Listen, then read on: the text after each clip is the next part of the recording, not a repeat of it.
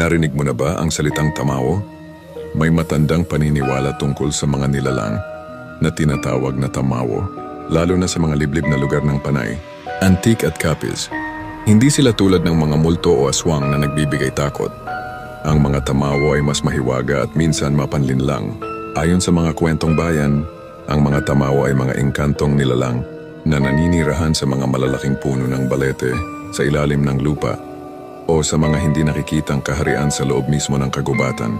Sinasabing sila ay may kapangyarihang magpakita bilang mga napakagagandang lalaki at babae na may maputi at makinis na kutis, matatangkad at may mga matang tila nangungusap ng hiwaga. Ang kanilang kasuotan ay gawa sa mamahaling tela na kumikinang at ang kanilang mga alahas ay yari sa ginto at mahahalagang bato.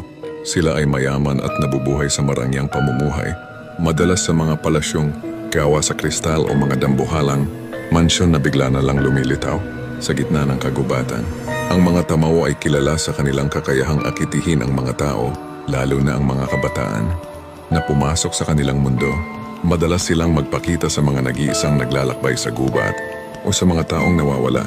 Gagamitin nila ang kanilang kagandahan at ang ganda ng kanilang mga tahanan upang akitin ang mga biktima. Ang pinakamahalagang babala tungkol sa mga tamawo ay ito: huwag na huwag kang tatanggap o kakain ng anumang bagay na ialok nila sa iyo.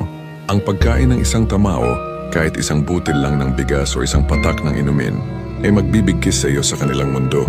Kapag nakakain ka ng kanilang handog, hindi ka na makakabalik sa mundo ng mga tao. Ang iyong katawan ay mananatili sa kanilang kaharian at ikaw ay unti-unting magiging isa rin sa kanila, isang tamawo. Sa mundo ng mga tamawo, ang oras ay naiiba. Ang isang araw sa kanilang kaharian ay maaring katumbas ng ilang taon sa mundo ng tao. Kung sakaling makatakas ka man, matutuklasan mong napakaraming panahon na ang lumipas sa iyong pagkawala. Upang makaiwas sa impluensya ng mga tamawo, may mga pamahiin na sinusunod ang mga tao. Ang pagdadala ng bawang, asin o anting-anting ay sinasabing nagtataboy sa kanila. Ang pagiging maingat sa paglalakbay sa mga liblib na lugar, lalo na sa mga malalaking puno ng balete na pinaniniwala ang kanilang tirahan, ay mahalaga rin.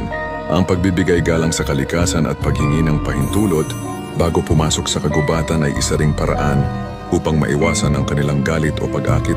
Ang kwento ng mga tamawo ay nagpapakita ng paggalang ng mga sinaunang Pilipino sa kalikasan at ang kanilang paniniwala sa mga espiritu na nagbabantay sa kapaligiran.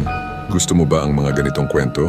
Halika at magsubaybay sa akin at para sa mga susunod na kwentong kababalaghan.